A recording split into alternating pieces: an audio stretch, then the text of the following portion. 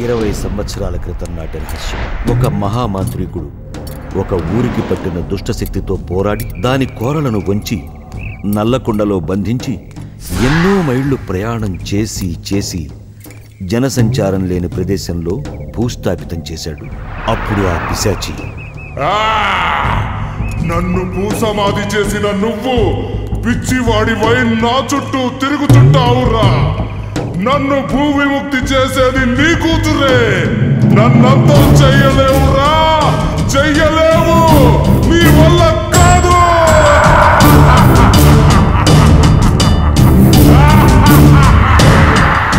అలా జరిగిన కొన్ని సంవత్సరాలకి తివారీ అనే రియల్ ఎస్టేట్ వ్యాపారి ఆ పిశాచిని భూస్థాపితం చేసిన ప్రాంతంలోనే రాతి బంగ్లా నిర్మించుకున్నాడు. అలా ఇంట్లోకి వచ్చిన 4 రోజుల్లోనే అతని భార్య, పనివాడు అనుమానాస్పద స్థితిలో చనిపోయారు. అప్పుడు కాళికేశ్వర్ అక్కడికి వచ్చి,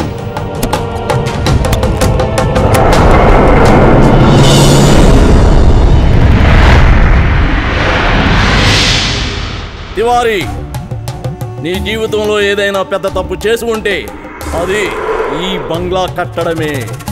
ఊరికి దూరంగా ఈ రాతి బంగ్లాన్ని నిర్మించుకున్నావు. ఇదే నీ కుటుంబ నాశనానికి, చివరికి నీ పతనానికి నిలయంగా మారింది.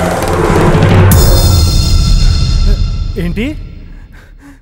నా కుటుంబం నాశనం కోసం, నా చావు కోసం నేను ఈ బంగ్లా కట్టించుకున్నానా? నాకేం అర్థం కావట్లేదు స్వామి. జై కాళీ.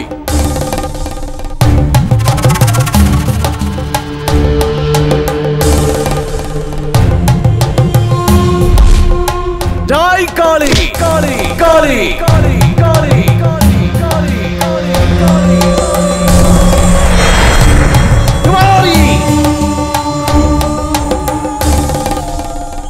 సరిగ్గా నా చేయి నుండి 40 అడుగుల క్రింద భయంకరమైన దుష్టశక్తి సమాధి చేయబడింది.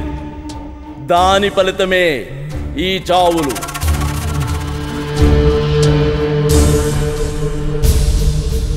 నేను వచ్చే వరకు మీరు బయటే ఉండండి.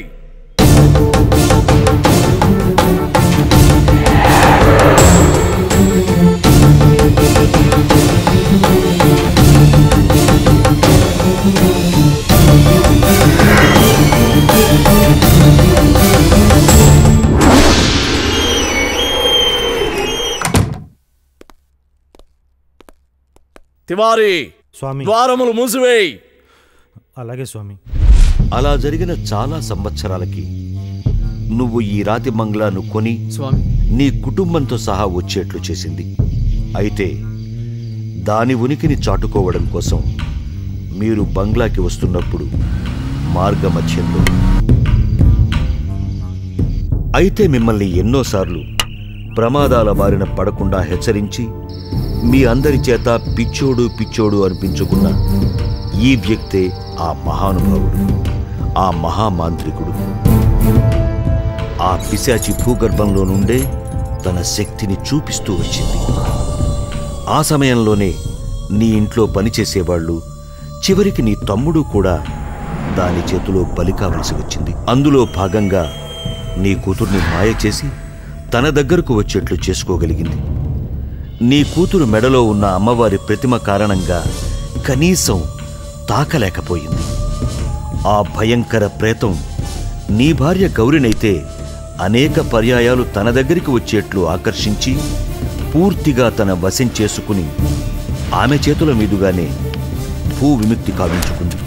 ఇప్పుడు అర్థమైందనుకుంటా నీ భార్య గౌరీ ఎవరి కూతురో. అప్పటికే ఆ రాతి బంగ్లాలో చనిపోయిన వాళ్ల ఆత్మలు నీ భార్యను అటుపక్కకు అడుగేయనీయకుండా, ఆ ప్రేతానికి విముక్తి కలగకుండా ఎన్ని ప్రయత్నాలు చేసినా ప్రయోజనం మాత్రం శూన్యం.